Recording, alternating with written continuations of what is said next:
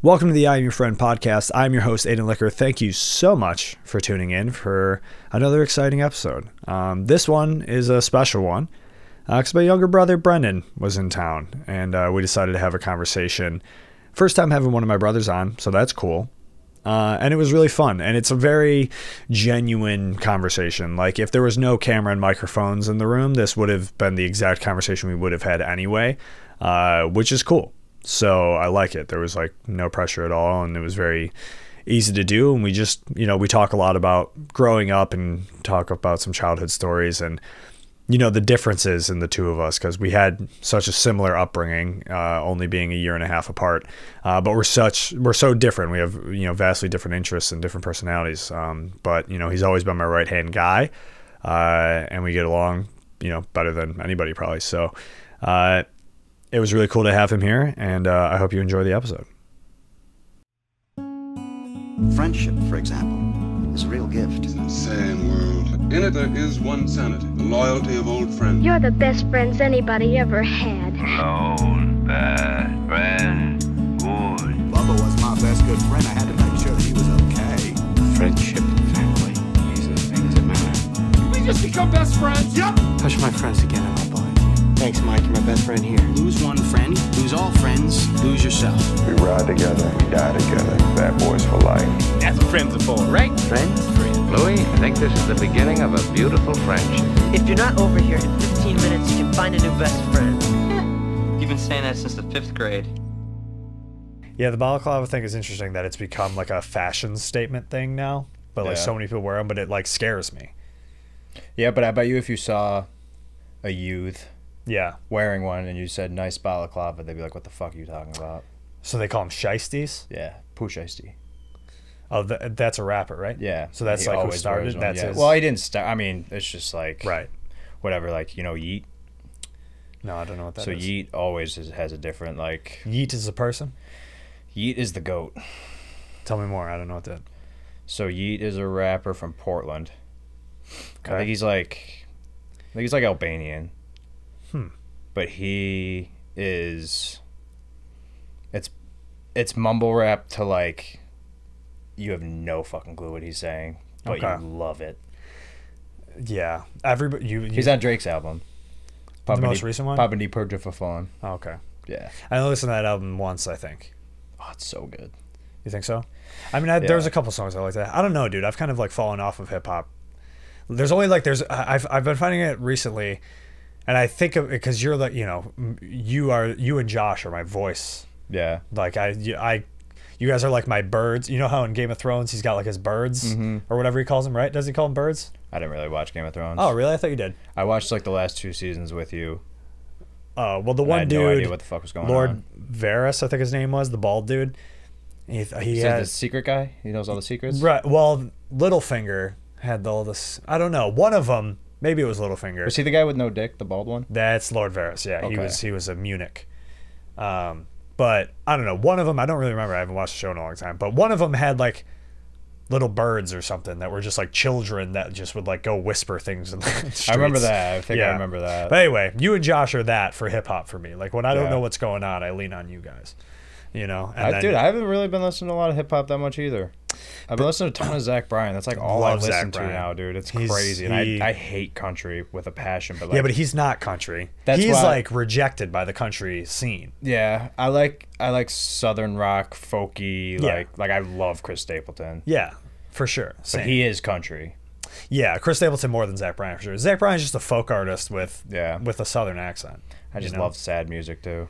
Yeah, I mean, I would say in terms of like, and I don't really know too much about country, but as far as my understanding goes, like early country, you got your Waylon Jennings, your Willie Nelson, Johnny Cash kind of guys. Yeah, classic country I love. Like I love the Highwaymen. Like anything awesome. Luke Cerrone listens to is amazing. Yeah, Marty Robbins. Yeah. So I feel like Zach Bryan, like the Zach Bryans of the world, the Chris Stapletons, I feel like Jason Isbell. I mean, Jason Isbell is maybe a little bit more Americana, but I don't even know what that is. Really? Yeah. Bro, we're going to listen to some Jason Isbell later. You're going to love it.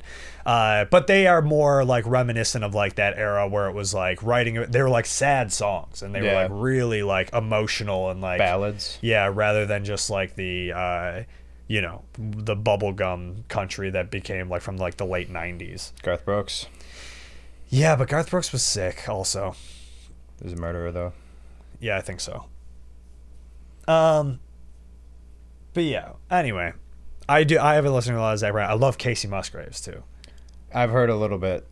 Dude, she put out this new song yesterday that is like... Well, she's on that Zach Bryan album, right? Yeah. The newest one, self-titled, yeah. Yeah, it's like the best song on the record. Yeah. Yeah, it's his like #1 song. Yeah. But she just came out with a new song yesterday. She's coming out with a new album in April that I'm super stoked about. But the new song she put out yesterday is so fucking good. Carly loves Casey as well. That's like what anytime we make the drive to Buffalo, that's what we listen to. Is Casey Musgraves. You guys drive to Buffalo? Yeah, sometimes. She has a car here?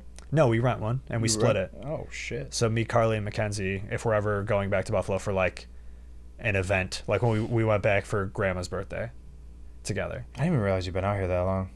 Been here for over a year. Yeah, that's crazy. Yeah. But it's I don't live at home either, so like I would notice more if I still lived at mom and dad's. Right. It is weird going back there now.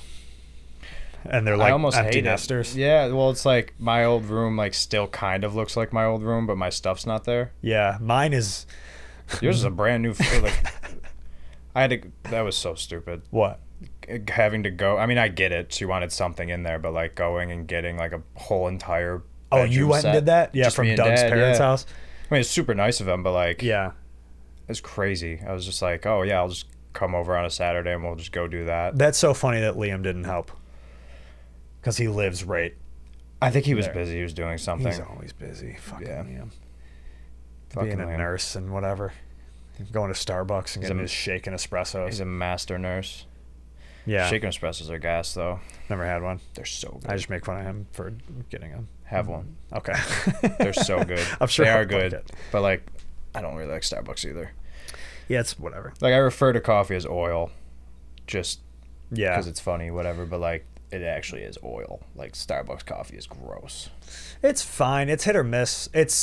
I mean, when we're on tour, it's like sometimes it's like that or gas station coffee. Dude, McDonald's coffee is really good. McDonald's coffee is good. Dunkin' is so hit or miss. It's insane. Yeah, dude, because they're like sometimes it's decent, sometimes it's not. Tastes burnt. Yeah, yeah. But I like everything there tastes burnt. It is burnt. It's weird. I have a great appreciation for like diner coffee. Yeah, they just like, don't stop filling it up. Yeah, and there's like no frills to it, but it's like fine. It's like PBR. Yeah. You know what I mean? It's like there's something nice about like a cheap, shitty beer sometimes. Mm-hmm. That's how I feel about diner coffee. Yeah. I don't know. Through you, I've kind of become more of a coffee hipster. Hell yeah. And that was COVID. Like, before that, I was just I don't even think I was drinking coffee at that time. I'd stopped, like, right in college. Yeah. Well, mine can be, the credit of me getting into coffee was Charlie and Jay. So shout out Charlie and Jay. And then, yeah, I feel like, I don't know, John Vaughn listens to this podcast and he can correct me, but I feel like John Vaughn and I both kind of got into it because of Charlie and Jay. But obviously John like really got into it and now like runs a franchise. So was Charlie at Overwinter before him? No, John was the first Overwinter employee. Really? Yeah. I'm pretty sure. How old is it? Overwinter? Yeah. 3-4 years. It started like I think 2020. No, it had to be more than that. No, really? 2019 maybe? Because you had the beans like during COVID. Right, which was 2020. Yeah. But it was still new at that time. Yeah. Yeah. I don't know. I like... Shout out Overwinter Coffee. Shout out John Vaughn. Both of them. Beauties. Yeah. Mm-hmm. I fucking love Overwinter so much. It's very good. It's so good. Like we were talking about today, like the fucking pour over iced blueberry coffee is There's like... nothing better. It's the best coffee in the world. Yeah. They got rid of the other one. I forget what the name of it was. The Guatemalan. The Guatemalans from Guatemala, the beans were, but like... Yeah. It was John so will good. Let me know.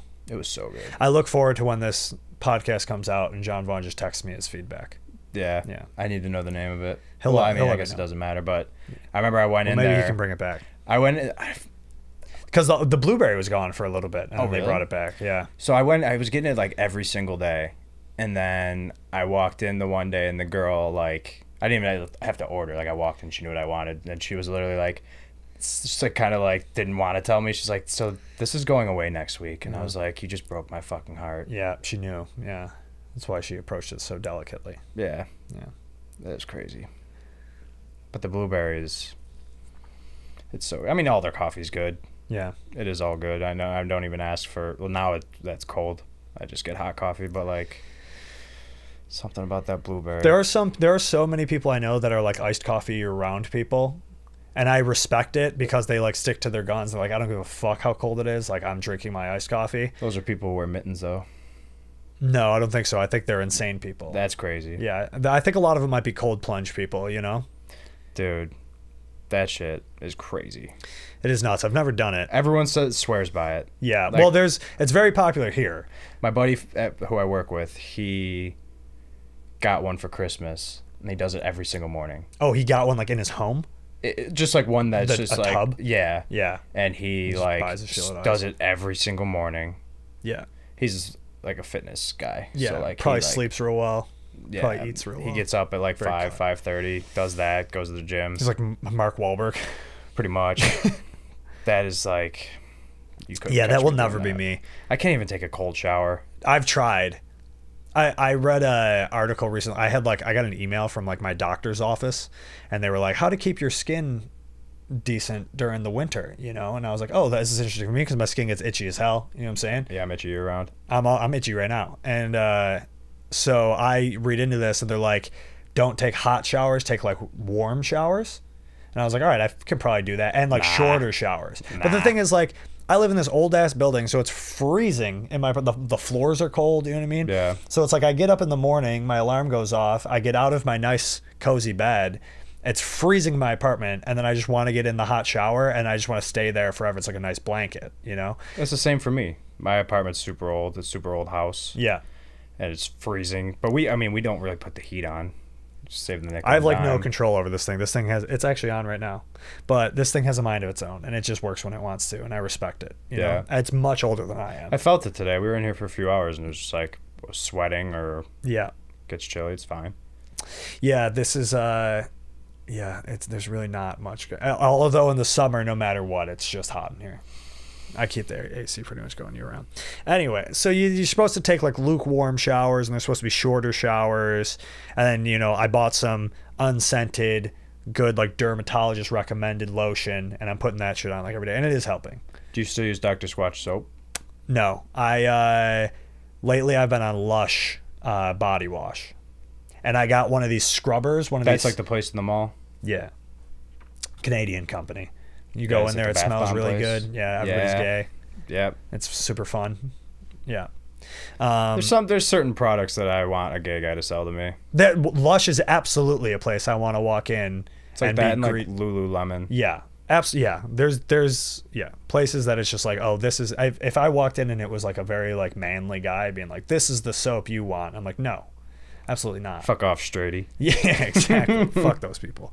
But yeah, so I'm on the Lush body wash. I actually went to the Lush in Union Square. I forget that. What? That like in New York, it's just like everything that I'm so used to seeing in a mall. Well, there is, but yeah, I think there is a mall somewhere in like Upper Manhattan. I don't. Sounds like a nightmare. And I think there's probably one in Queens, because Queens is just like the suburbs essentially. I don't think I've ever been there. Besides the airport. Is that where it is? Yeah, both airports are in Queens. And wherever that Peter Palooza was.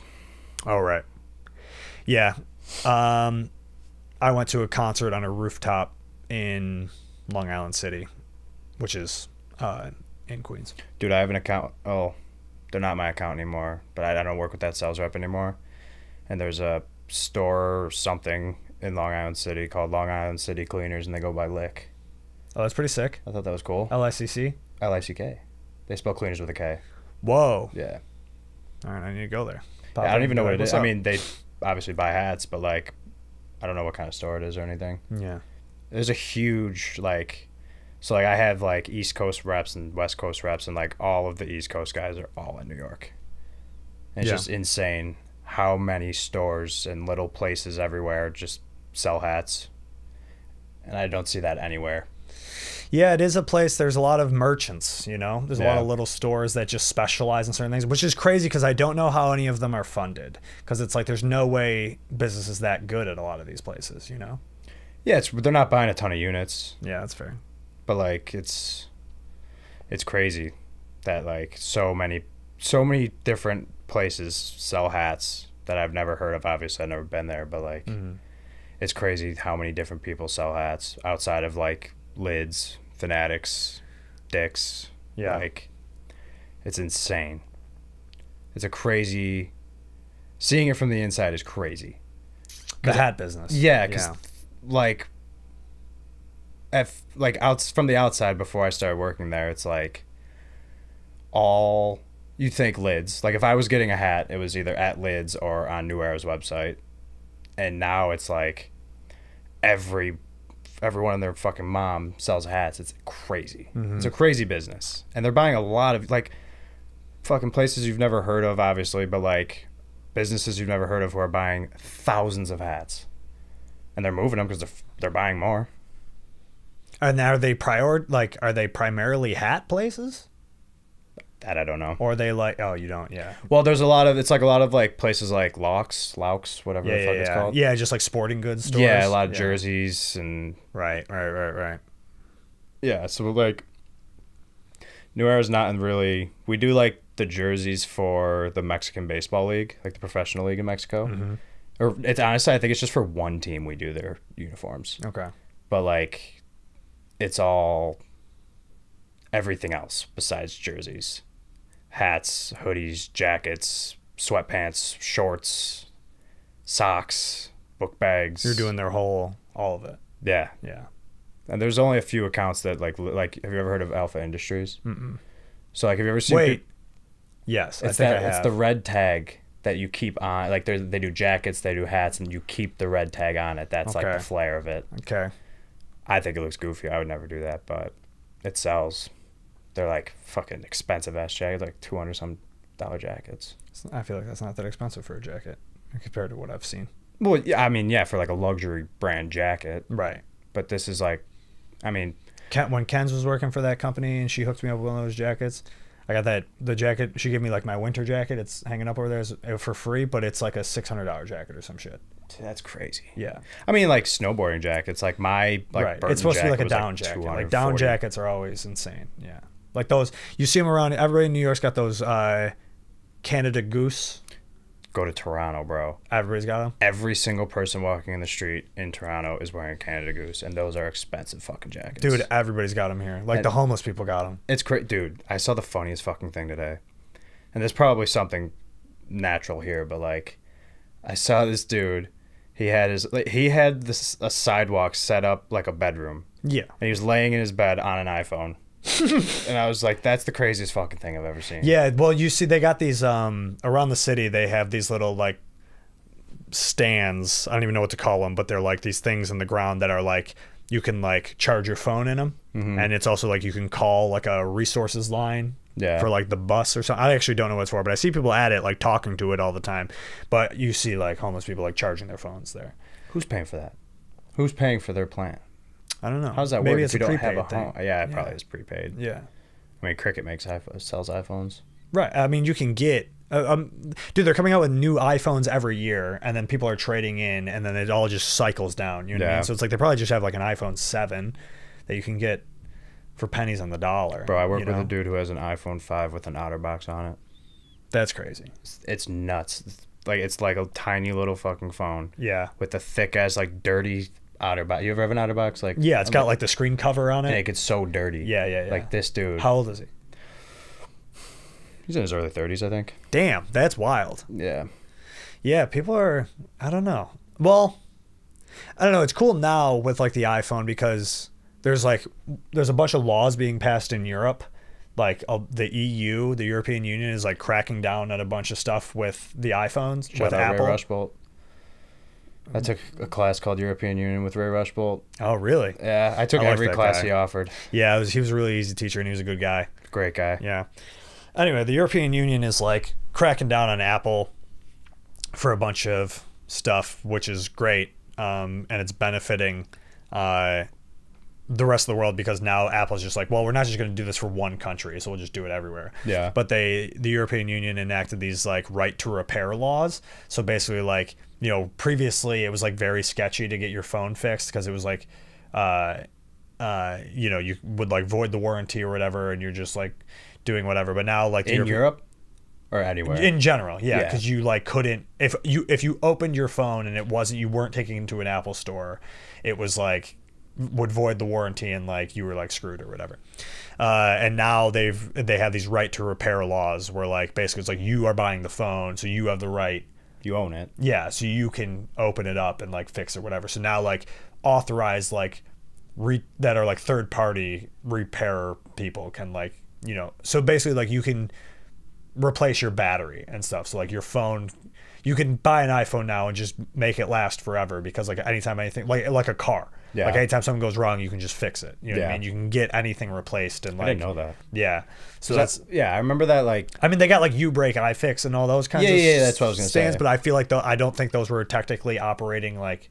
I think you were it was like an at your own risk kind of thing. But now there's like official legislation that's like you can actually like. Good. Yeah, like I don't know. I haven't looked into too much of it, but it's like it's now becoming more especially when Apple is just like not really changing that much with their phones, you know?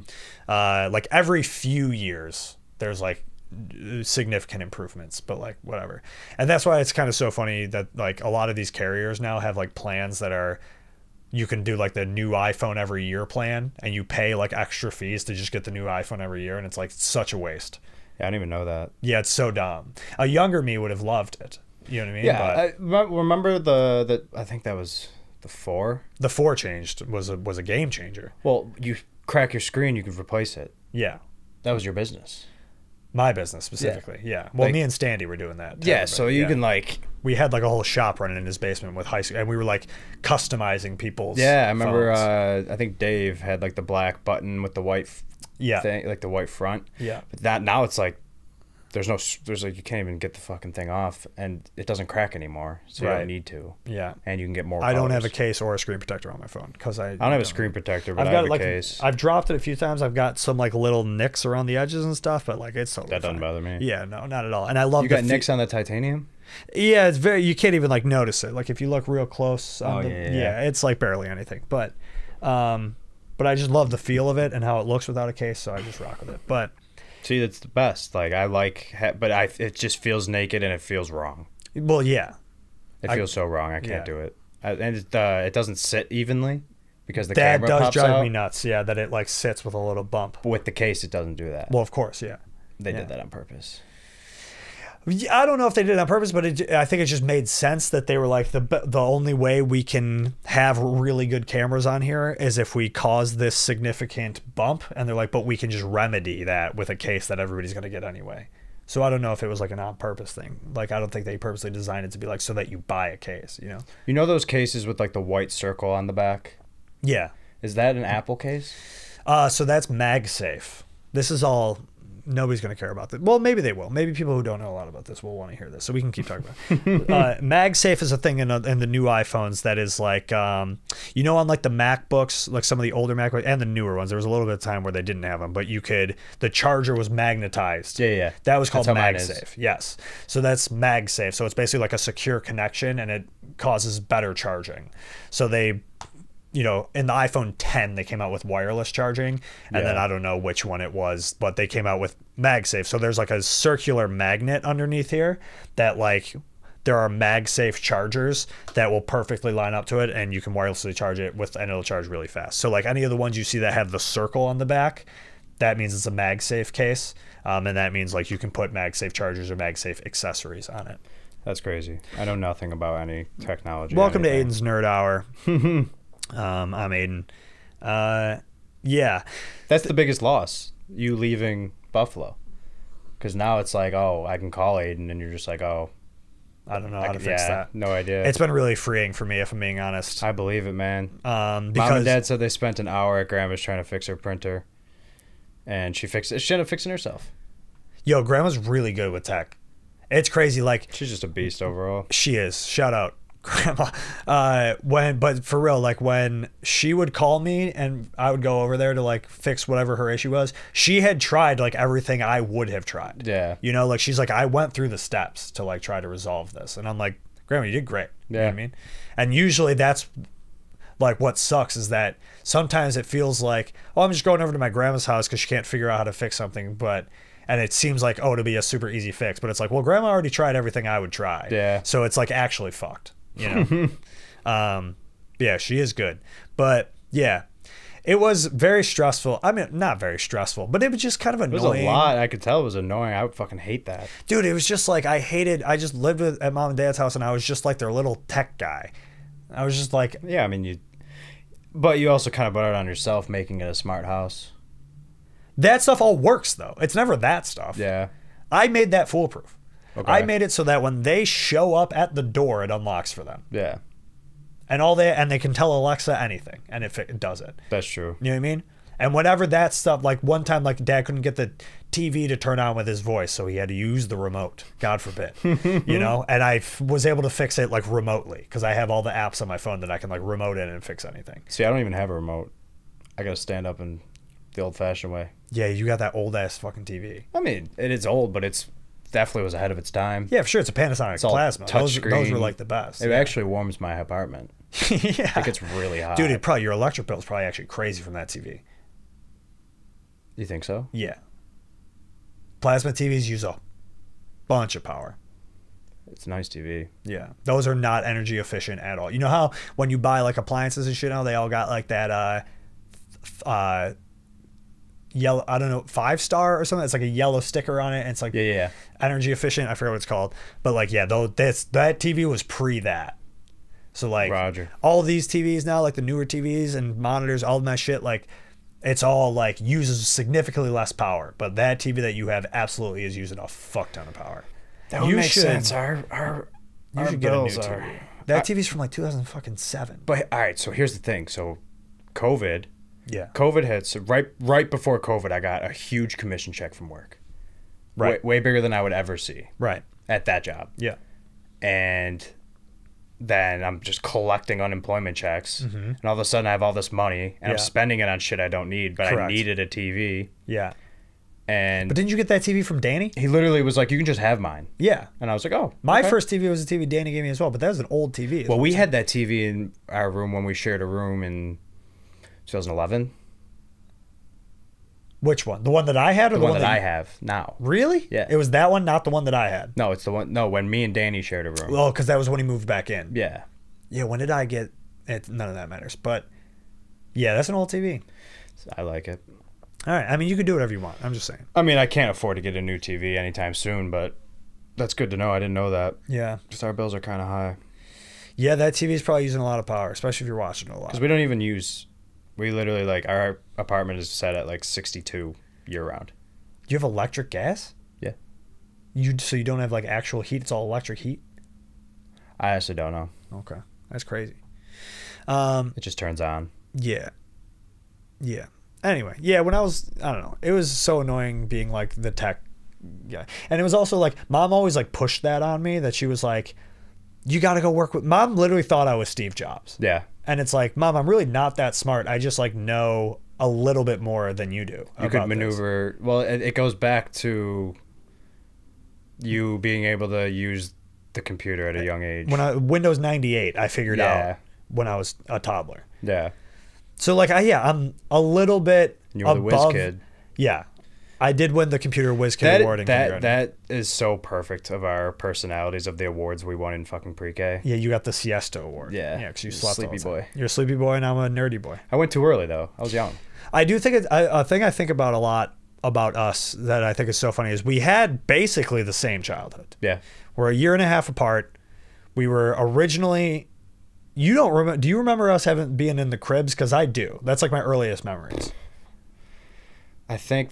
I remember... I was probably in a crib a little too long, and maybe that's why I have anxiety issues.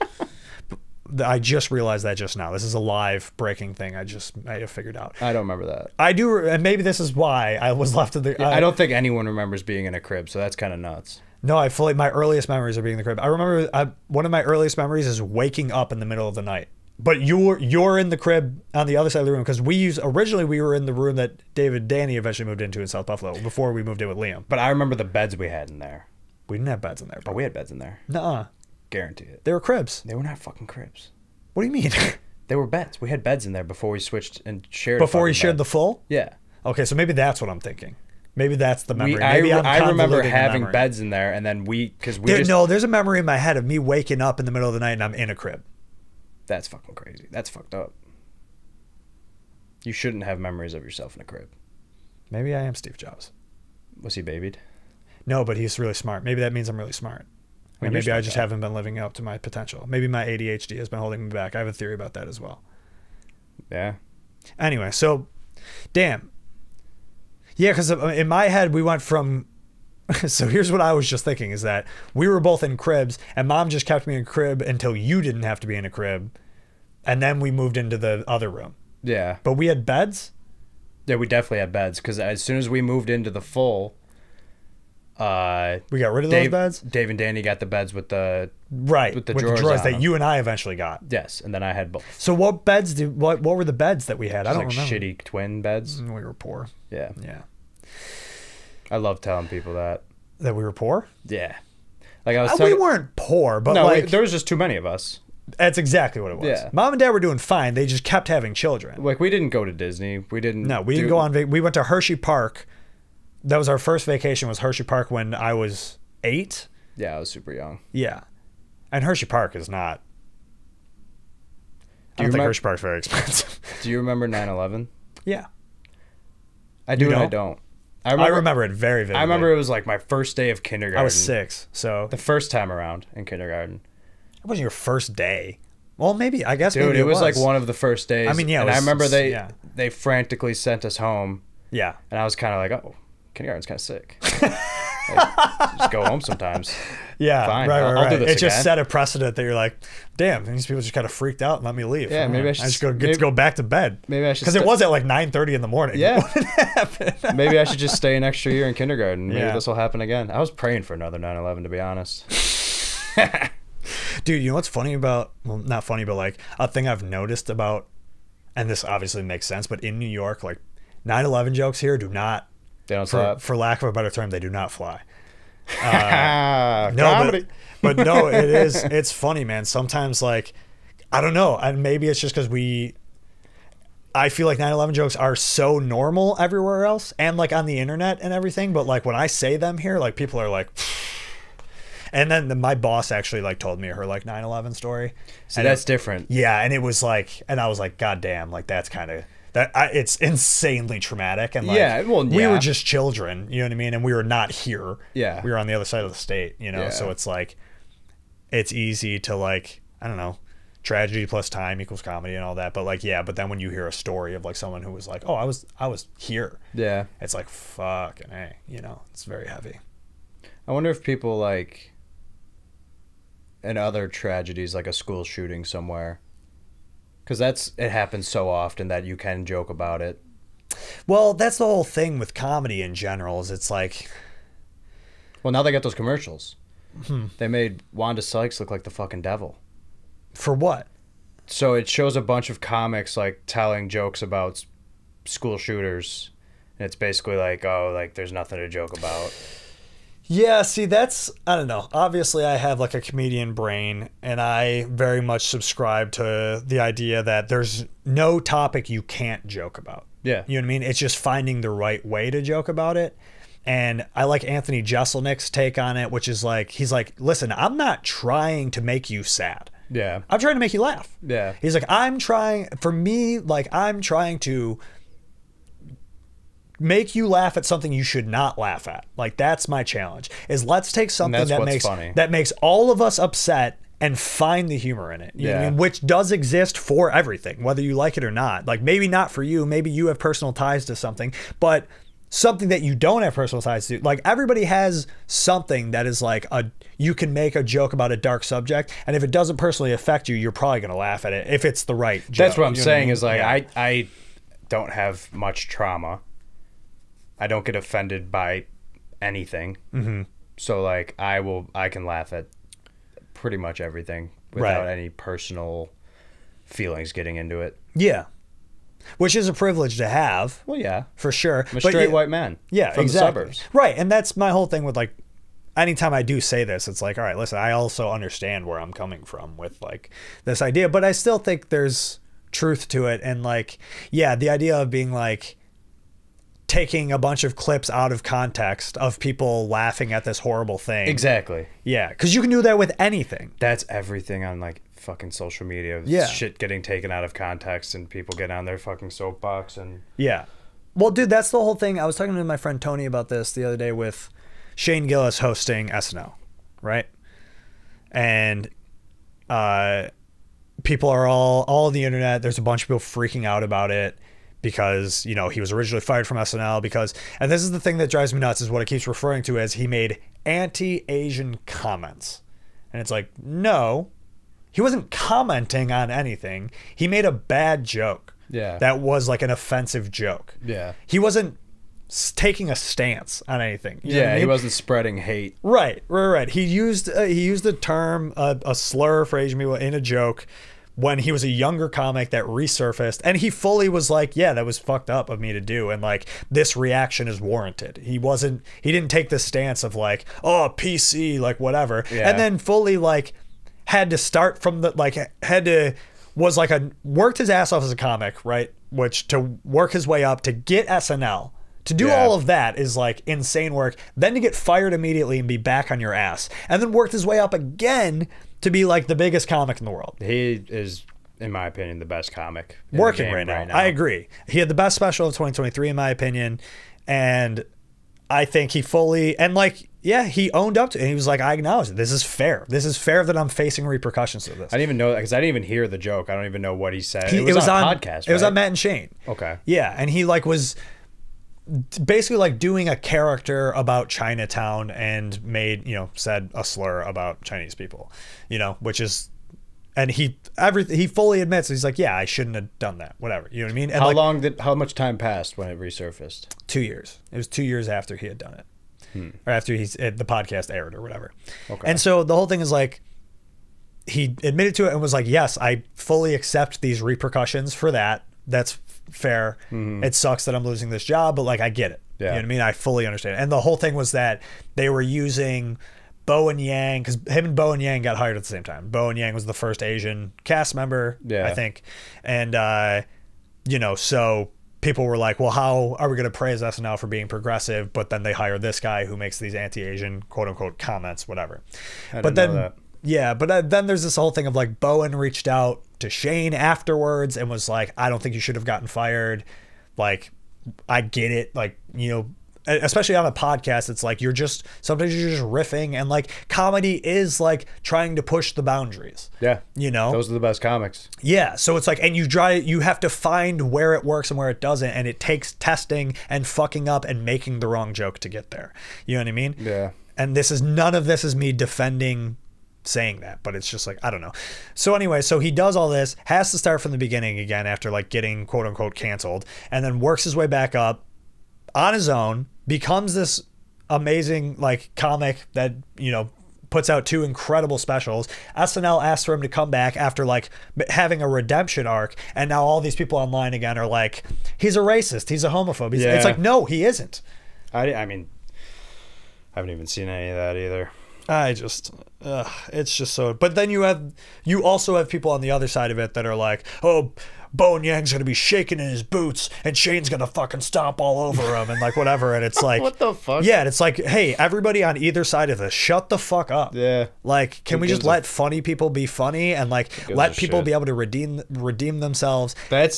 And have nuance and be able to, yeah, I don't know. That's the biggest thing with me is like the fucking, you know, canceling someone, whatever, but like just like, oh, this person can't and will never change.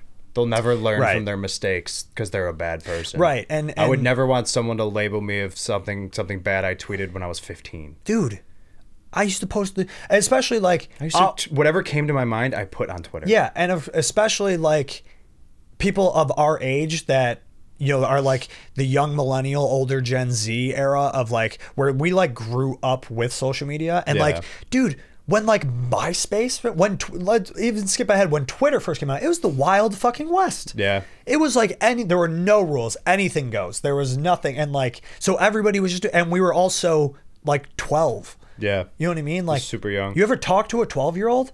They're assholes. Yeah. You know what I mean? Like we were assholes, and like we grew up in the suburbs and like around people that all looked just like us, and anybody that was different, we were like, you're weird. Yeah. You know, so it was like, of course we had that mindset, and it's like, you know, people tried to do it to Josh Allen when he had tweets from when he was like That's 14. a perfect example. Yeah.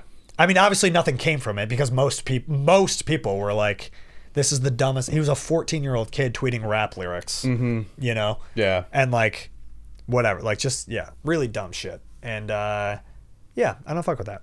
It does feel like the world is calming down a little bit and the pendulum is kind of swinging back. Cause like I also No, I've seen that too. Yeah. I also understand that why it happened. You know what I mean? Like for like ever, you know, marginalized groups were like, could easily be the butt of the joke and like, you know, didn't have a voice or anything. And then the internet came around and it was like all of a sudden these people could have a collective voice that were like the minority. Yeah. And so the pendulum swung and like did a complete overcorrection, which I feel like was like 2013 to like the Trump, and then the Trump era. I don't know. Things went absolutely fucking crazy. And then the pandemic, I feel like was where it all kind of peaked, because everybody was just losing their minds. And I feel like since then we've all kind of, I feel like for the most part, like in general, most people have kind of settled down and been like, yeah, I don't know if this is the best way we go about things. You know what I mean? I don't know if this is the best way we contribute to society. You know what I mean? And obviously when I was like in college, I was fully in that. You know what I mean? I was liberal like, arts college. yeah, and I was in a bubble and I was figuring out who I was, and I had a lot of strong opinions. I also felt like I was a little bit of an outcast. And how old do you, when you're in college, you're like, I'm old. Well, you think you're an adult, but your brain still is not fully developed. Yeah. Yeah. So, yeah, I don't know. Like when I was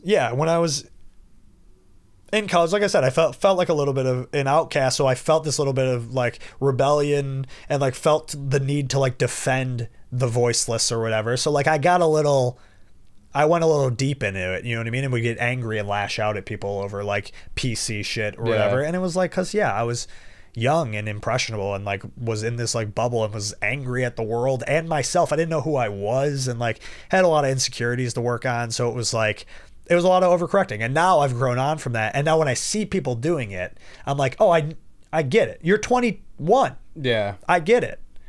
I get why you're angry. And that's why South Park is just the best. Yeah, South Park's interesting. They take everything and turn it into a joke, and they just make it. It's like, this is how ridiculous you are. Yeah, like on both sides of it. Yeah. Yeah, and bringing in like PC Principal. Yeah. Is like the funniest fucking thing ever. Yeah, I'm now at a point, and I've been talking about it on the podcast, that I'm at a point where I just like completely reject politically correct culture. It doesn't make any sense. It's such a head, like, who has the time for that? That's what I'm saying. It's like, let's take this a little bit at a time and like not jump down people's throat who are like trying to learn. You know what I mean? It's like, hey, I just got here.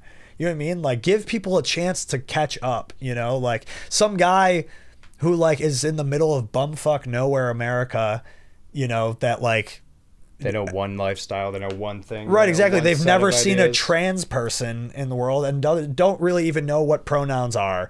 Let's give them a break for a second, you know what I mean, before we start jumping down their throat on the internet. And then the internet is just like a cesspool of keyboard warriors and all this stuff. But everyone's got their own opinion. Yeah. And nobody thinks they're wrong. Right. And let me tell you, man, I've been off social media since New Year's. It's been the best. I just can't, like, that's how I get all of my news, because I don't watch the news, I don't listen to I get all my news NPR. now from Reddit. I don't, like, if I'm off social media, I have no idea what's going on. I don't know when new albums are dropping. I don't know well, that's who why won an award. You know, like, I got the notification on my phone from Twitter last night that Lamar won the MVP. Right. See, I see it on Reddit now, which Reddit is still social media, but it's like, it's all like anonymous basically. Yeah. And you don't know anybody on there, and I just like lurk. Reddit's cool. I like Reddit. It is nice. You just get to curate. You pick all topics that you like, and then it's like, oh, here's everything going on in those topics, you know? Yeah. I know all the Bills news. I know all the news going on with like all the bands and artists that I like. There's like pop culture subreddits that I'm just like, oh, here's what's going on in pop culture. Movies getting announced. Like I'm tuned in on everything, you know? But I'm not getting you know, launched into the cesspool of like Twitter or Instagram or whatever, where people are just like, how many channels making it are their you personality. in? On Reddit? Yeah. Subreddits? I don't know. Is that what they're called? Subreddits? Yeah. 50, 60 maybe? I'm on like 4 because I don't really use Reddit. Well, yeah, you can just join more. So I got like the Bills. Yep. I follow one called like Crazy Fucking Videos. Okay. And it's just sure. like people dying and shit like that. Oh, really? They're crazy fucking videos, man. Well, that checks out. Yeah. Why do you like that? I don't. Oh, why are you in it? I don't know. Yeah, I don't really know how to get out. How do you get out? You go into the subreddit, you hit leave. I do that every once. Sometimes there's like the Shane Gillis subreddit has you know how I was talking about, like there's a bunch of guys that are like, oh, I can't wait for him to stomp all over Bo and Yang, that little bitch. You know what I mean? That's like was like all of the Shane Gillis subreddit. So I left. I was like, I don't even know who terrible. Bo and Yang is. I don't. I think. I mean, SNL stinks. SNL this season has actually been pretty decent. Like I haven't watched it in a really long time. It's been the best season in a really long time, I think. I mean, dude, Michael Che and Colin Jost are just so fucking funny on Weekend They're good, Update. yeah. But then they have like the Please Don't Destroy guys who do like, they're like the new Lonely Island. Please Don't Destroy. It's like 3 young dudes. They're all like Nepo babies. Like all their dads were like SNL writers in the 90s. Got it. But like Kyle, I fucking love Kyle Mooney. I've been watching Kyle Mooney YouTube videos forever. Right. And like when he got on SNL, I was like, oh, like I'll watch SNL, and it's like, oh, he's in So we half a sketch doing this Yeah, weird shit because that he he just does. didn't really fit. Yeah. Is he off? I don't think Kyle Mooney is on it anymore. Damn, Yeah. he's too good, man. A lot of the only person who's on it from like even 5 years ago, I feel like, is Kenan Thompson. That's pretty much it. Yeah, he's the GOAT. He is. He is the SNL GOAT. He is the SNL GOAT. Longest running cast member by like a long shot. He's been on it for like 20 years. And that's a crazy thing with like our generation as well, is we have just Kenan Thompson's been on our TVs our entire lives. Yeah. Doing the same Since we were sketch comedy shit Yeah. forever. Yeah, he's just always doing like the same character. Yep. Yeah. It's great. And it's the best. It We works. love it. We love Kenan Thompson. Like Shout out to him. I do wish that like Kel Mitchell would have went on kind of a path like that. Yeah, he got really into heroin. I didn't know that. Yeah, and then he found God. God will You know how I get you found off out heroin. about that? Remember in like getting ready for school in the morning, and we would watch like MTV and shit. That's so funny. I love that. I think of those memories, like us in our fucking Catholic school uniforms, like watching the Grills music video. Yeah. Or like, dude, that's how I discovered Fall Out Boy, Yeah. Panic at the Disco, My Chemical Romance, The Killers. I'm trying to like, there's so many. Yeah. So many. Every Time We Touch by Cascada. That was like a DJ Spinner song for me. Time and Dances for me. I didn't go to Time and Dances. Yeah, they were pretty lame. It was 5th to 8th grade. I was fully 9 years old or 10 years old, walking around with like a pink Hollister polo The collar popped. with like a ton of hair gel in, being 10 and being like, I'm the fucking man. What were those? I mean, it's like a dance, but like It was just a middle school dance for Middle South school Buffalo or Catholic kids. it's so stupid. Yeah, it was like for all the middle school Catholic schools. So do you think that was just a way for Timon to just be like, oh, this is a cool school, come here? Maybe, but it was also girls going to it. There was Dude. always drama.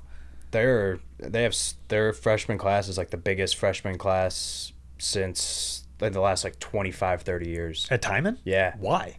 Because they're sports.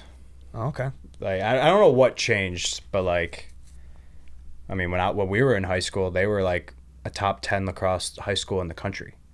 They had multiple like Connor Fields, like he's one of the best lacrosse players in the world. Oh. And he went to Timon, won a national championship at Albany, played for the Bandits for a little bit. He plays in the PLL, he plays in the NLL, and then like other guys, like they all D1, D2 lacrosse players, like the whole fucking team. Yeah. It's crazy. And they're all my friends. That's cool. Yeah. So this takes me back to us having like the same childhood, but just ending up completely different. That I just find so fascinating. Again, 1.5 years old, shared a room, then shared a bed, Yeah, we did share a bed. and we shared a bed till we moved. Mm-hmm. So, how old do you think we were when we shared the bed? We were 8 when I was 8 when we moved. And Right. so, and then probably like 3 or 4. So Right. maybe like 4 or 5 years we shared a bed. Yeah, that's wild. Yeah, and then That's shared what's a room. crazy, dude, because like we had a full and then a Liam bunk was on on the top. bunk, yeah. There's 3 of us. Yeah. There's 3 dressers. Yeah. In a room this big. In a room much smaller than this. You think? Yeah. Bro, you open that door. I remember you open the door and it's just like bed takes up 80% of the floor. Yeah.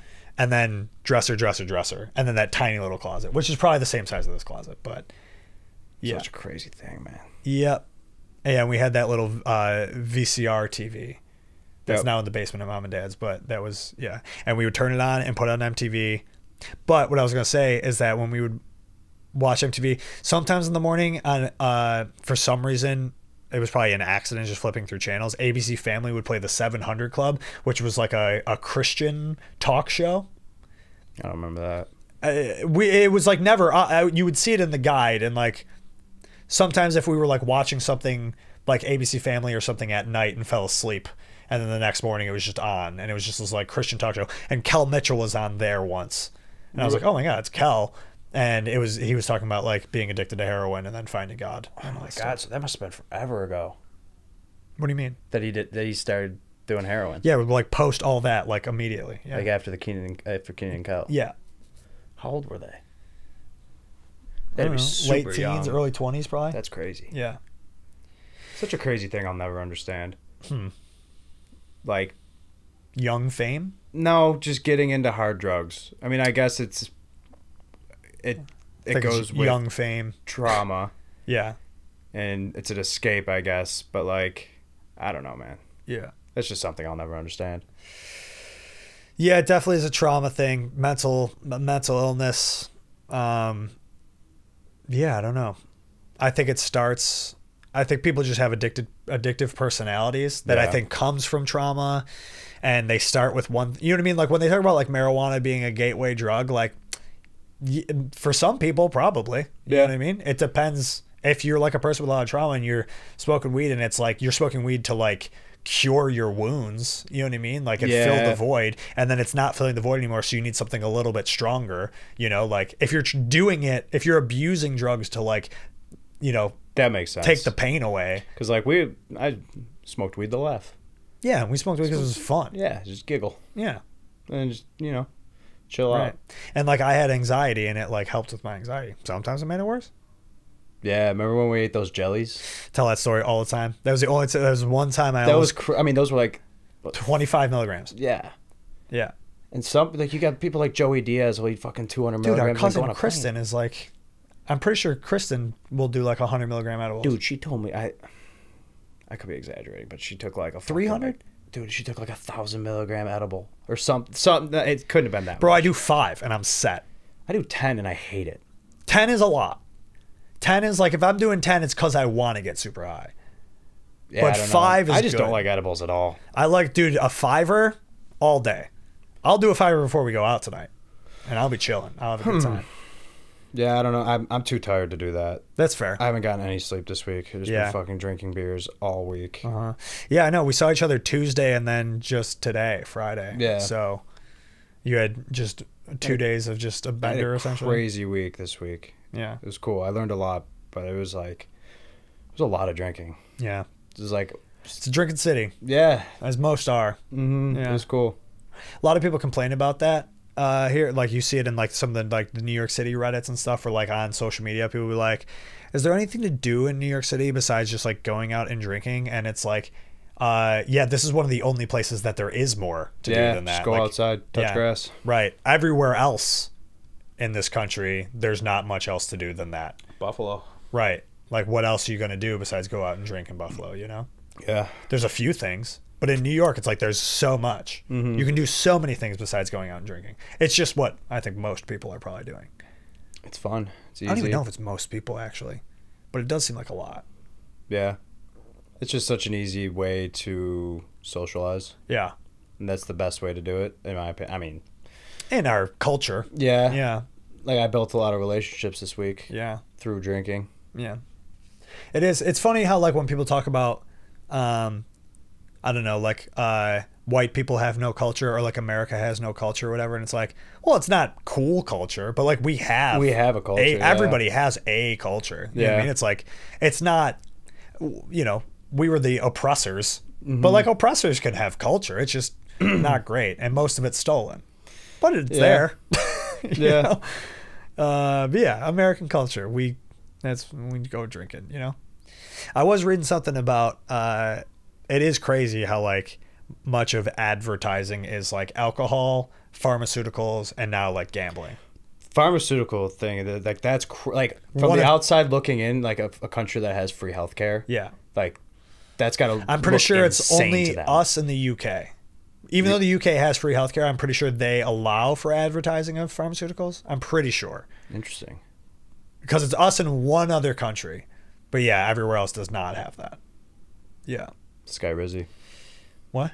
Sky Rizzy. What's that? Is that a hip hop thing again? No, that's a fucking drug commercial I see all the time. Oh, okay. It sounds like a rapper. I don't even know what it's for. All right. Yeah, I don't know. It is insane. Yeah, and then the gambling advertising that's is taken over.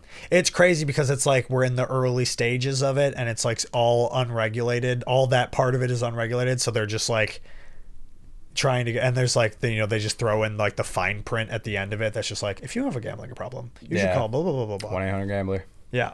But it's really not even unless you have the money to fund your life otherwise. Gambling in New York State is like not even worth it because they take 51%. New York State takes 51%. Yeah. Well, yeah, they weren't going to legalize it without getting their fair share. And that's why New York State only it has like, so it has DraftKings, it has FanDuel. It only has certain it has ones a couple that they give because licenses they don't. to. Yeah, because they don't want, like, we don't have like ESPN Bet. Right. And like you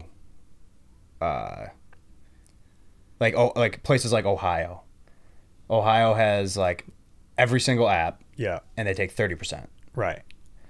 And that's just like, I fuck with Ohio. Yeah, you say that. Have you been to Ohio? Yeah, I've been to Ohio a bunch. Ohio sucks, dude. Yeah, but you can do a lot. All right, I guess it matters what your values are, what your priorities are. Exactly, yeah. I have different intentions when I'm going into Ohio. Right, but you don't want to live in Ohio. No. Yeah. They sell liquor in gas stations.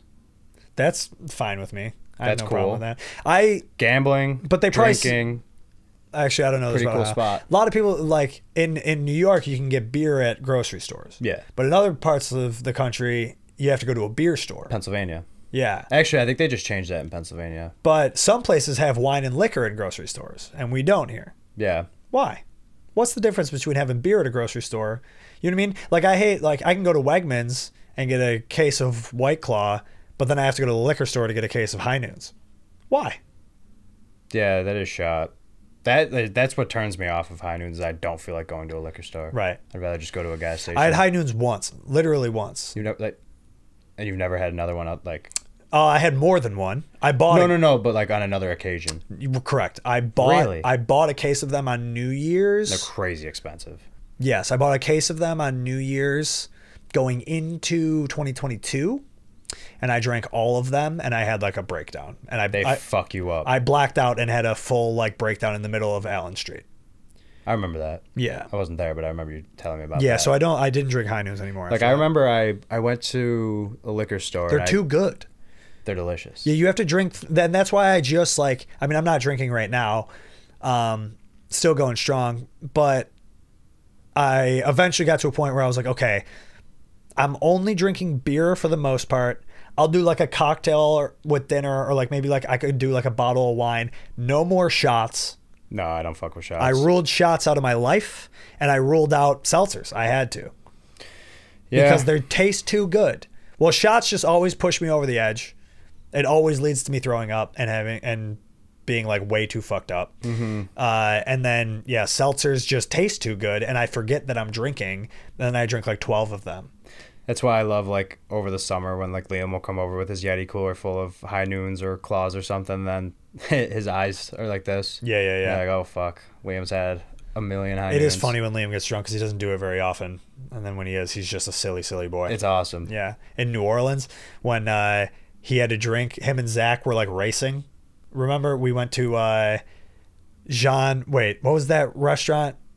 Giacomo's. Yeah. And they did this thing because Pat and Zach were the best men or whatever. Liam and yeah. What did I say? Pat? Zach, yeah, Liam and Zach. So they I think Danny got them each like a vodka soda or tequila soda or something. It was like, Oh yeah, yeah. you yeah, had yeah. to race to finish it, and whoever finished second had to get another one or whatever. Yeah. And so Liam lost, and then ended up at the end of dinner. By the end of dinner at like 8 p.m. was fucking hammered.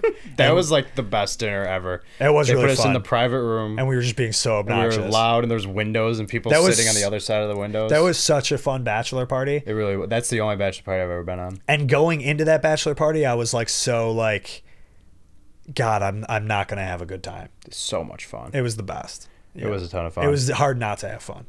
And New Orleans is just an amazing city. I don't think I would do it for my bachelor party though. No, I'm- you and I are on the same page on this. Is that I am fully like lake house, Yeah, that sounds like so much fun. dude. And I you don't can want invite more people. I don't want to go out. I don't want to be perceived at all. I just want all my boys, Yeah, all the boys, within an hour of Buffalo, so that anybody can come do a long weekend, like a Labor Day thing maybe, and you just get a huge house, have everybody pitch in, bring food, and just grill, See, and that just would a be bunch so of much coolers of fun. beer. That sounds like the best time in the world. And just like fucking chill on the lake, yeah. listen to fucking music. I mean, I love the Boston idea. Yeah, The well, Wade Boggs, only for the Wade Boggs thing. right. Explain that. So it's still up in the air, but I would want to do a bachelor party in New Orleans, in Boston, have everyone wear a full uniform with a Wade Boggs jersey. Right. And we're all gonna go to a Red Sox game wearing full Wade Boggs uniforms. Did he play for the Sox? Yeah. Oh, okay.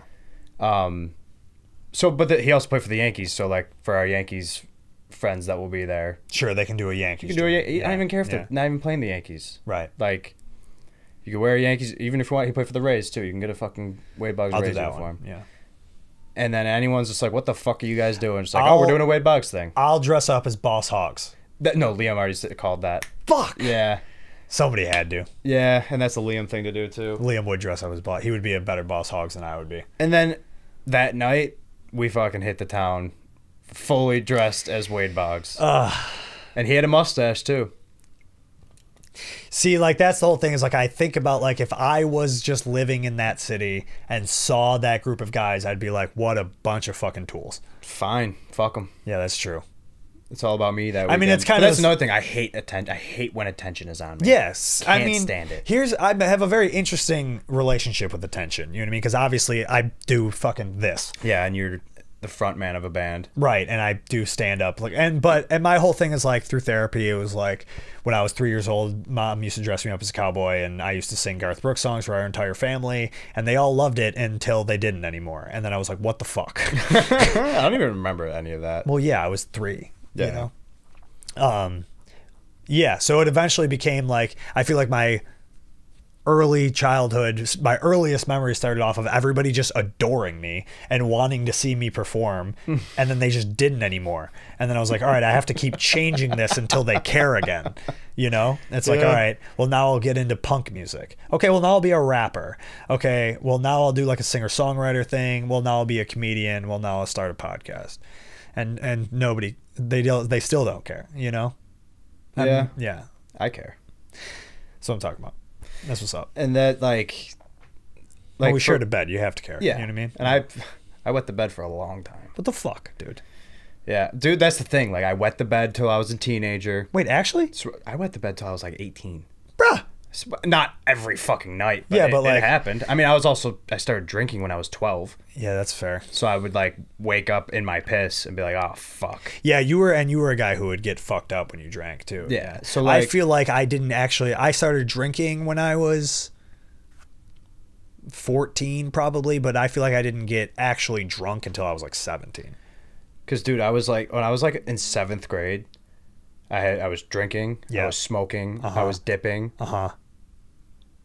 and then like it's just like I did everything in my life I've done way too early. Yeah, I I think learned that how to is- ride a bike when I was 3. Like Yo, a I two-wheel talk bike. about that too. Do you remember we learned on the same day? Briga taught me how to ride a bike Oh. at the Hayes' house. Briga on Shaw taught me how to Broadcast. tie my shoes. Briga is kind of a goat. Shout out Briga Shaw. She was like my first friend. Yeah. Yeah.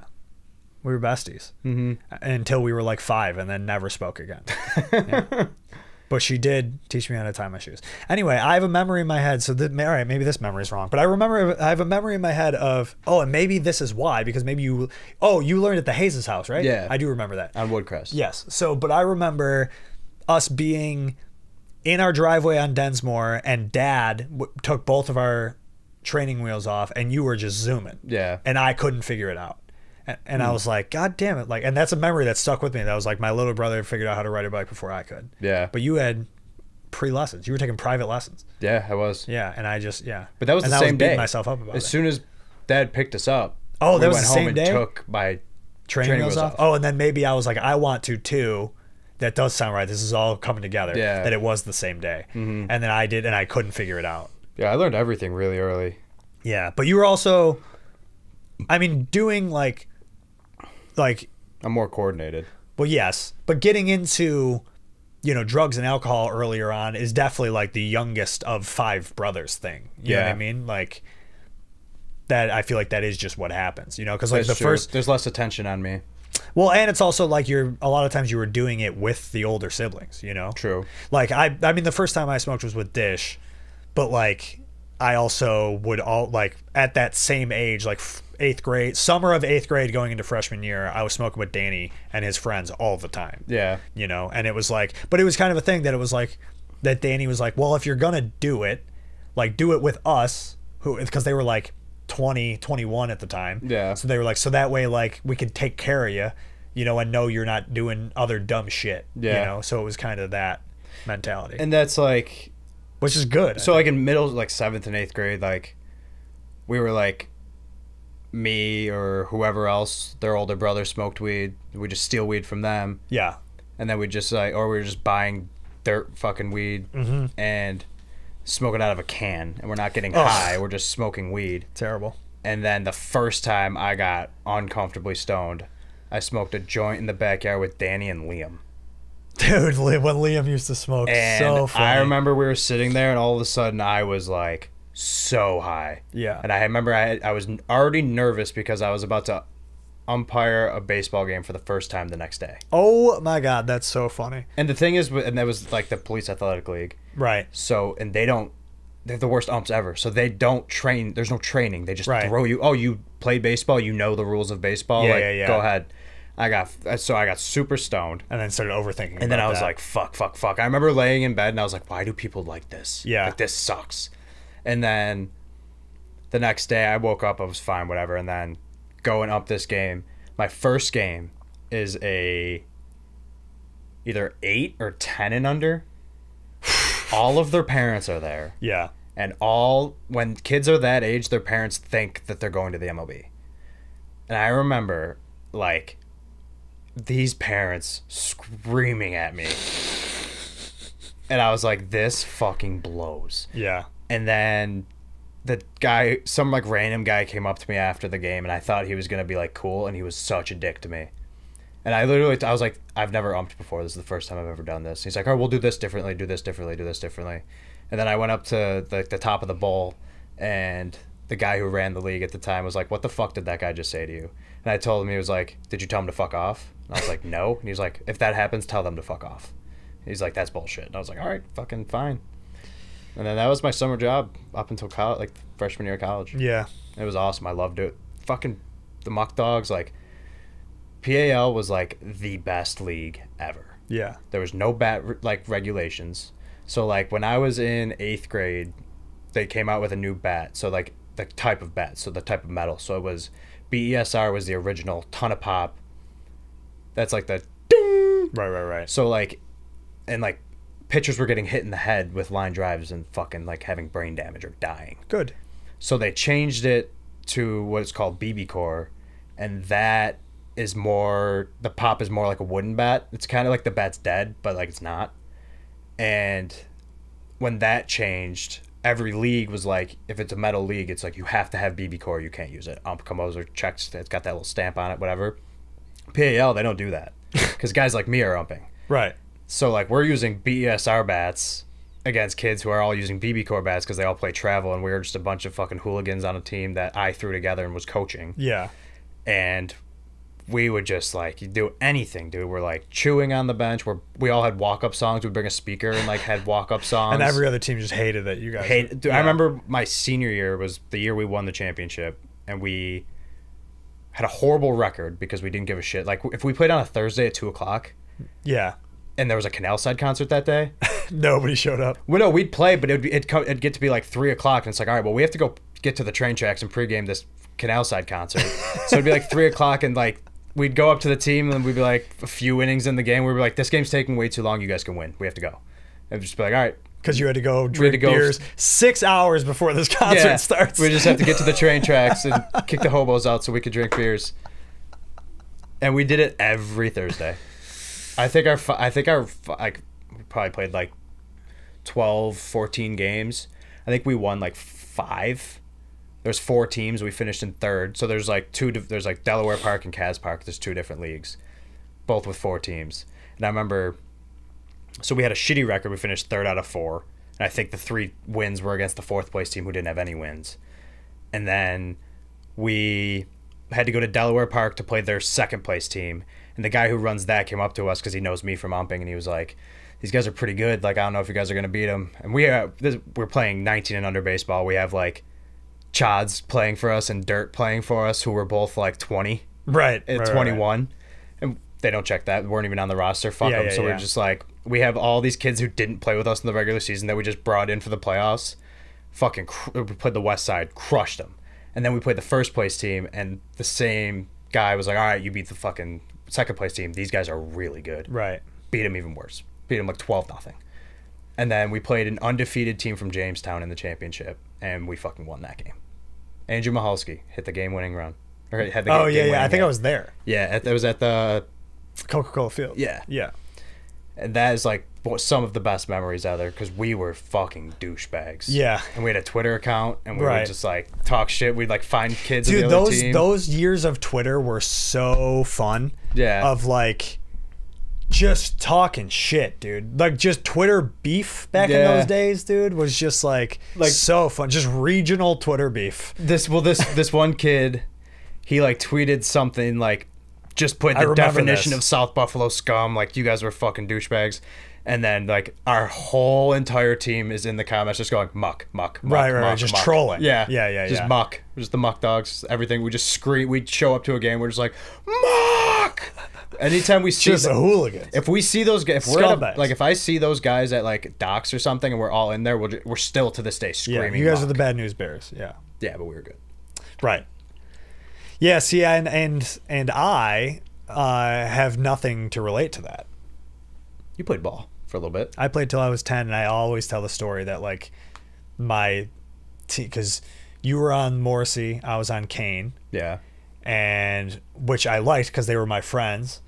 And then I remember that year I was in 5th grade, and that was the year that like they started to really care. Yeah. Like they really started to take it seriously, and were like, we want to win, we want to be good.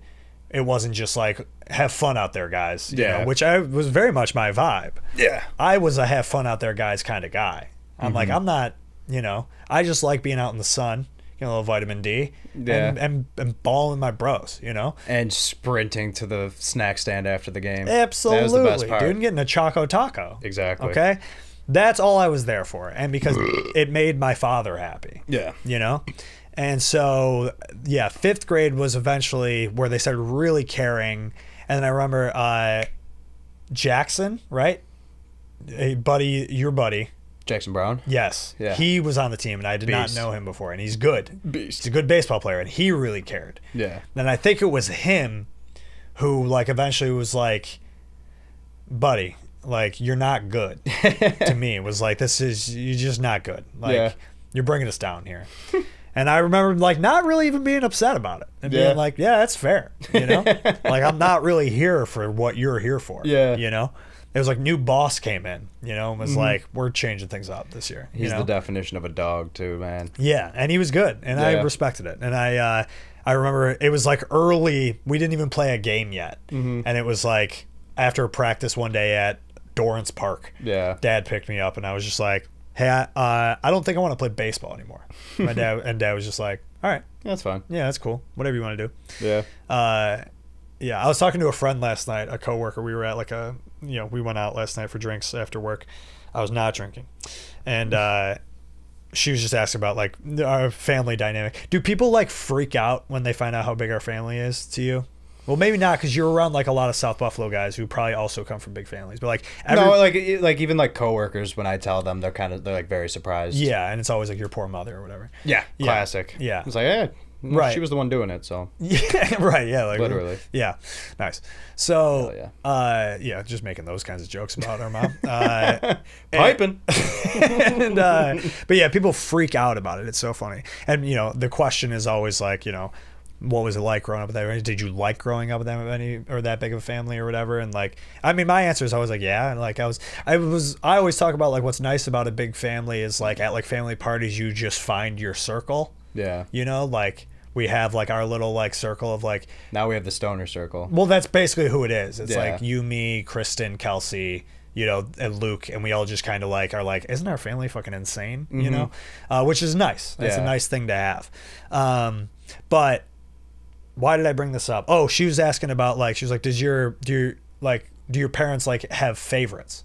And I was like, I truly don't think my dad does. Like, no. I feel like dad, it very much genuinely loves all of his kids the same, and he has something different he loves about all of them. You know what I mean? Like, he's a sports guy. He plays guitar. Loves music. Yeah, like, he has love for all of them. He just likes his kids. You know what I mean? He likes all of them. He likes everything about all of them. Mm-hmm. And it's just like, and your mom? My mom has favorites. Yeah. She doesn't. I don't think she likes any of us less. Yeah. But like, she just loves Danny the most. Yeah. Yeah. Except for when she's drunk, she says I'm the favorite. Well, you're the baby. Yeah. Yeah. Yeah, that comes with the territory. Yeah. The whole thing is that me and Liam never get brought into the conversation. Me and Liam are definitely left out of mom's favorites, and we've just accepted it at this point. Yeah, that's like the deep middle. Right. And the only reason Danny got the short end of the stick was because he had medical issues that he had with growing up. And it's like when you're... And then you did too, so it's just but like... But mine wasn't as bad. And that's like... This is the story I was telling her. Is I was like, me and him had very similar shit, but like mine happened to me when I was 14, and mine was not that bad. His happened to him when he was 11, and like he almost died. Yeah. So it's like, so mom was like, well, I already went through this with another kid, and his was worse. So this is nothing for me. You know what I mean? And it's like, and I just was like, whatever. That's so funny. It's so funny, dude. I think about it constantly. It is hilarious, and it's like, and I feel like this is like. This kind of stuff is what led me to like want to get into comedy, because it was just like, isn't this fucking insane? Yeah. Yeah. That's so funny. I've never looked at it like that. I kind of had no choice but to. You looked it right in the face. Right. And I lived it. Yeah. But yeah, very, very funny. Yeah. But everything did change when we moved, though. Yeah. Like, everything changed. It was like, obviously when you are white trash, you don't feel white trash.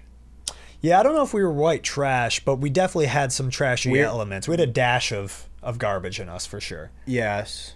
But I think that just came from, like, not having a lot of money. Yeah. Yeah. There's just, like, so many of us. So it's just, like, I don't know. Right. Do you remember how old you were when you first got, like, new clothes? Because I don't. Like at Christmas, you maybe would get. We'd always got. But we were socks. so young, so I felt like we just got toys. Well, so yeah. we'd get new toys, but we also had. You and I had 2 chests in our room full of toys. Yeah. So old toys. We had and then you go like. That was honestly the best part about our childhood is we had so many toys and gadgets and like gaming systems that they were just there for us. Right, yeah, we were just born into like Sega Genesis Dreamcast. and Dreamcast. Yeah. Dude, Dreamcast was so sick. Yeah, it was. The fucking House gun of the Dead, controller. bro. That was like the best thing ever. There's some like a lot of they got barcades around here, Mm-hmm. a lot of them, and they got House of the Dead. No way. Yeah. Yeah, that was sick. That, and then like we had like the basketball thing in the basement. Yeah, I forgot about that. And then, remember when we remodeled the basement? It was sick. Yeah, and it was super fun, and we had like the bar room and everything. Yeah. Did you know our house used to be a speakeasy? Did you know that? What? I think Dad told me that recently. That the It house makes sense. It's like that like blockade in the basement. right. So the basement. So during the because that house was like built during Prohibition era. Okay. It was 1922, I think it was built. Yeah. And so the basement of the house was operated as a speakeasy, and so that's why it was set up like that down That there. makes so much sense. And Yeah. even to get there, like the side door goes right. Yeah. Also, the light outside of the side door, that was how you knew the speakeasy was open. Whoa. Yeah, Dad told me that like recently. I'm like, why did you not tell me this when like I would we have lived told there? that to everyone. That's what I'm saying. That I feel like you can get more. That's a history for the house. Yeah. It makes the house more It's a valuable. landmark. Yeah. It's a historical landmark. That's fucking crazy. I didn't know that. Yeah, so yeah, the light on the side of the house was like when it was on, that means the speakeasy was open. You come in through the side door, you go right down the stairs. And remember how there was the French door or the Dutch door, whatever it was at the top?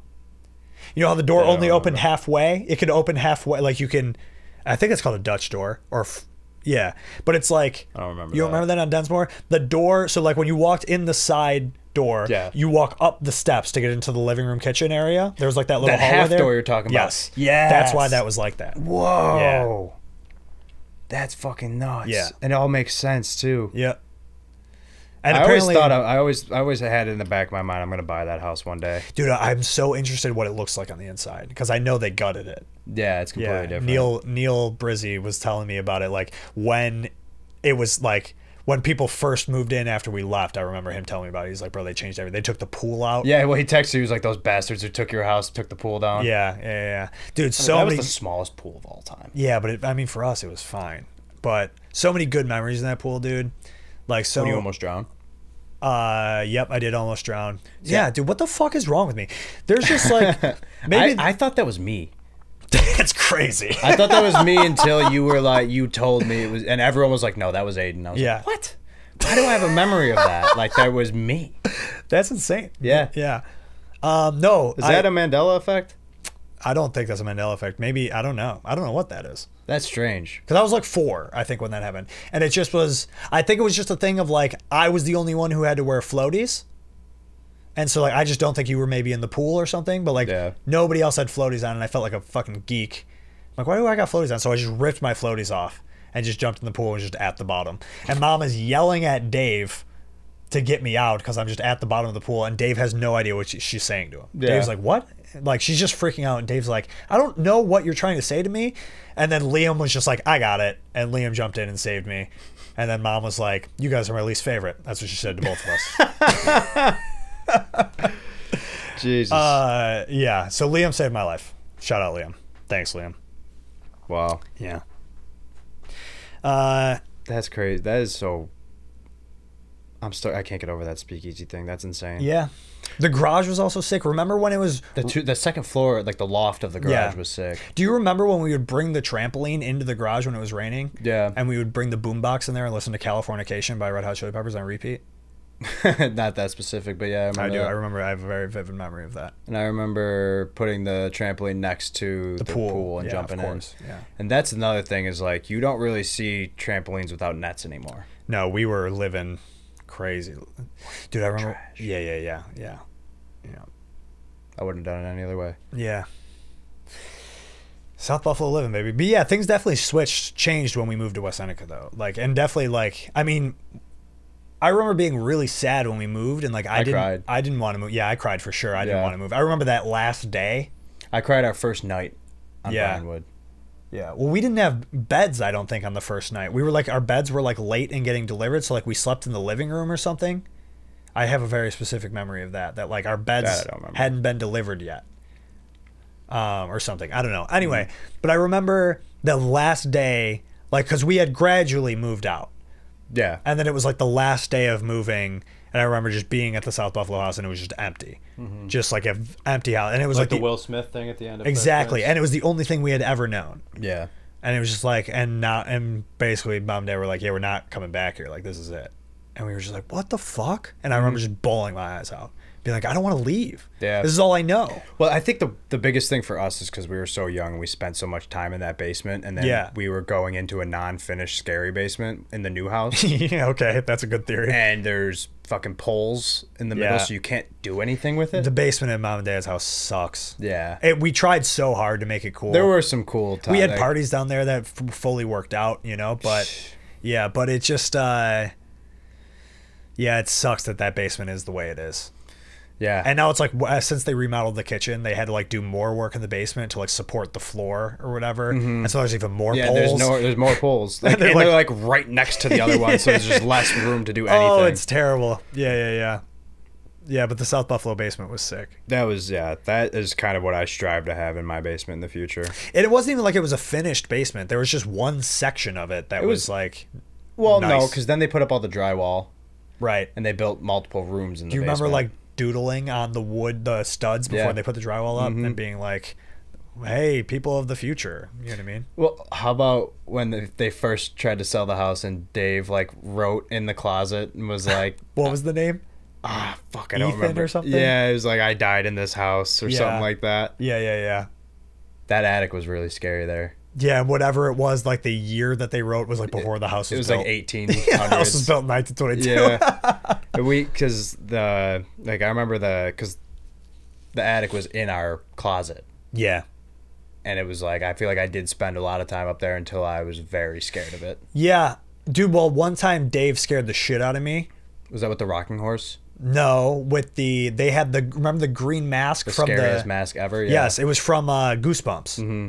I think the mask. I think it's just called the mask. Yeah, something like that. Where the girl puts the mask on it, can't get it off. She can't get it off. Yeah, so it was that mask, which was actually pretty cool that we had that. Yeah. But I remember, I think Dave was wearing it and was up in the attic, and I was with you. Okay. Yeah, and I think they called us both into the room. Yeah. So, and we were probably 5 and 6. Yeah. And Danny calls us into the room, and we go into the closet and look up, and Dave just pops up. I have such a distinct memory of that. Yeah, that was I also terrifying. remember them watching Signs. Yeah. And me being like, I want to watch, and they were like, it's too scary, you can't watch it. And I was like, I want to watch. And they were like, okay. And then I was like, I couldn't sleep for like 6 days. I feel like that movie was like not even scary. Dude, at the time it was. Well, first of all, I was like 7. Yeah. And like, I mean, I watched it super young too, and I was never scared of it. But I was just reading about it recently of like why that movie was terrifying to audiences when it came out. And it was because you like never saw the aliens. Yeah. It was just like the idea of there. Right, exactly. And like the way, and that's why it was like M. Night Shyamalan was like a genius of how he directed, because it was like being terrified. It was a terrifying movie, and you never saw the They're never monster. even in it. There's one part where they like put the knife under the door, Yeah. and you see the reflection. I think that's the only, if I remember correctly, that's the only time you see them. Yeah. Yeah. That's also like Scary Movie 3. Yes. Yeah. Which is my favorite scary movie personally, which people freak out about because people say 2 love is the that best. one too. It's so good. Yeah. I know it's not, and I feel bad because the Wayans brothers like got fucked out of that franchise, and it was like their idea and everything. I didn't know that. Yeah, so like the third one was like the first one they made without them, and it was like the studio just fucked over the Wayans brothers. Wow. Yeah, so like that does make me feel bad for sure, but I do love the third one. I watched a good amount of the Wayans Bros, the show. Dude, I was just this week in my hotel because it just came on. We used to watch that. Dude, I was talking about this last week with Virginia. We used to watch that all the time. Well, I had Virginia on last week when we were talking about movies and like how you learn about things from them and everything. And I was like, dude, growing up, you and me used to always watch like black culture movies and TV shows. That's like the entire influence of my existence is black culture. That's what I'm saying. Yeah. Like my first album I ever had in kindergarten was Get Rich or Die Trying. Yeah, right. We loved 50 Cent, dude. Yeah. And like, but remember Bebe's Kids? The only movie I ever rented from Blockbuster. And white people did not watch that movie. No. Like that was a movie meant for black culture, and it was our favorite movie. Like so odd. Yeah. I mean, I've always just loved hip hop and I mean, grew up watching Fresh Prince, Family Matters, Wayans Brothers, like all those kinds of movies or shows. Like it is crazy. They're like, and especially like the 90s. The 90s really was like a really like prominent time for black culture in like media. Yeah. Which is so funny now because like they start what's cool. Well, yeah, always. Yeah. Any oppressed group does. That's Yeah. kind of the juxtaposition of that, you know what I mean? Which is going back to why people say like white people have no culture. It's because it's like, well, yeah, they're Stolen in the position valor. of like, right. And culture, they you know, a lot of culture comes from like, you know, pain and struggle and overcoming and whatever. Yeah. But what was I going to say? Oh, like what's funny about today's culture is people talking about like if you come out with an all black sitcom, people are like woke, You know what I mean? It's like, but dude, this has been going on forever. Yeah, it doesn't really exist anymore. I've never watched Blackish, but is that? I don't know what. I remember that show coming out and people throwing a fit about it. People were like, could you imagine if they came out with Whitish? Yeah, I remember that. Yeah. I remember seeing that, yeah. And it's like, what is happening? Yeah. Yeah, Whitish would suck. But it is weird to like that, like the 90s felt like there was so much in like progressive black culture. And then like when it just like started to happen again, people are like, oh, we got to make everything about this now. Everything's got to be about race. And it's like, but we already had it. Yeah. So I was just watching, I don't know if I was telling you, I watched like the decade documentaries on Max. Yeah. So the one on the 90s, I want to say they did mention something about that, is like that they just stopped doing, because the end of it started, it goes into Y2K. Right. Which it did kind of just stop. Yeah. Except for like the only thing I can think of in the early 2000s was like The Proud Family. Yeah. That was the only, like, in my head, that's the only like black TV show I remember watching. Yeah, well, there's also like the Boondocks. Right. Which came later, I think. But yeah. Boondocks is older than you think. Yeah, probably. Yeah, in my head it's like 2010s, but that is one of the best shows ever. Yeah, Boondocks is amazing. It is so goddamn funny.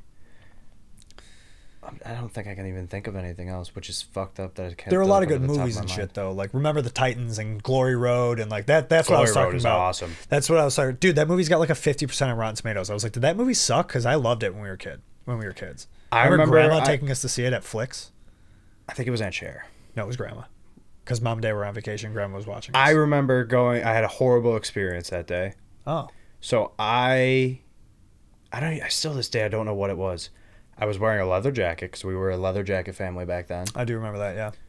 And I either took it off or had it on, and the pulley part of the zipper went into like the side, like in between the seats, and something at the theater. Yeah, and when I put it back on, there was something fucking disgusting like lodged in it, and I remember I got it on my finger and it smelled really bad. It wasn't poop, but it was disgusting, and I couldn't even zipper it ruined my jacket. Oh god. And it was to this day, bro, like that is like so gross. Like, and so that's what you associate up. going to see that movie with? Yep. That sucks. I had a great time. I was on the other side of Grandma, and I was like, damn, Grandma, the world used to be like this. And she was like, yeah. I thought that movie was good. I loved it. It was really good. Yeah. I haven't seen it in a very long time. I know. I'm like, maybe that's it the does thing, suck. Bro. Like, you watch these movies from our childhood that you thought were great. Like Mike is the worst movie of all time. Like Mike is the worst movie. And when we were kids, we were like, this made. is the best. I loved it. Yeah. Because I think I just loved Bow Wow. But like, yeah. And that was like, I remember me and Fuller watching that in the dorms freshman year, like pumped to watch it. Yeah. We got 10 minutes in and I was like, turn this fucking shit Dude, that's off. what we did. I think it was sophomore year at Fredonia. I downloaded, I think, Smart House and Brink. Yeah, Brink stinks. And I was like, this is going to be the best. I loved these movies as a kid. And then I watched Brink and I was like, this is the worst piece of shit I've ever seen. So it's just like, don't go down the nostalgia road. In my head, Glory Road was a good movie and I'm just going to leave it there. I feel like it would hold up. It's gotta. It seemed like such a good movie. Some of my favorite movies have horrible ratings. Yeah, maybe. Like, who's deciding that? Who decides what's good? Probably racists, you know? Probably when that movie came out, they were like, like, what are you trying to do? Yeah. Yeah. You're making us look bad. That's exactly what it is. Yeah. Yeah, it is funny. Yeah, I feel like I haven't seen it in a long time, but... Yeah, I don't know. But I did think it was Western. interesting that just like the time we grew up and like that we just kind of naturally gravitated towards like black culture stuff, even though like we lived in South Buffalo. We lived in the whitest part of the city. Yeah, and then we moved to West Seneca, which is... even whiter. Way whiter. Yeah. Yeah. West Seneca has Hicks. Yeah, West Seneca is an interesting place. It's the most like bland place. But there's a lot of different types of people. Absolutely, yeah. So like there's the Hicks, and I'm friends with all of them, right? Well, so like there's the Hicks, hunting, fishing, dipping, those guys. Like some of my best friends in high school. The whole thing is like the entire range of middle class exists in West Seneca. Yeah. Like you have the lower middle class, like the South Buffalo border, like Blaisdell border middle class, and then you also have like the Rolling Woods, like high end middle class, you know what I mean? And then everything in between where we kind of sat in the middle Seneca of it. Street, like Right. And some of my best friends like grew up on Seneca Street. Right, and like you lived go in, far like, enough down Seneca Street, Yeah. it's bad. Right, and we're like living in like apartments and not in like houses. You know what I mean? That's And, what's crazy is like my buddy Nate. Yeah. Like the two just completely different upbringings Yeah. of like just and like such a culture shock for me being in 8th grade and going over there and just like being able to do whatever the fuck we wanted. Right, because there's like no parental supervision Yeah. or whatever. Yeah. Yeah, it is an interesting town to live in for sure because it definitely is it's very broad in terms of like class level.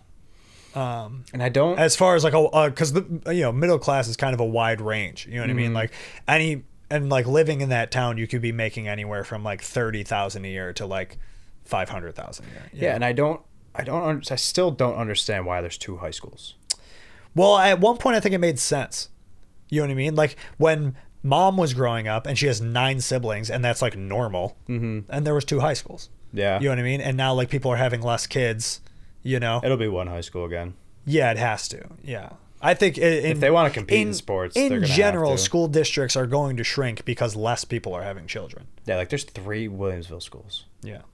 And they're all, well, south isn't, but north, or neither is east, but north is like huge.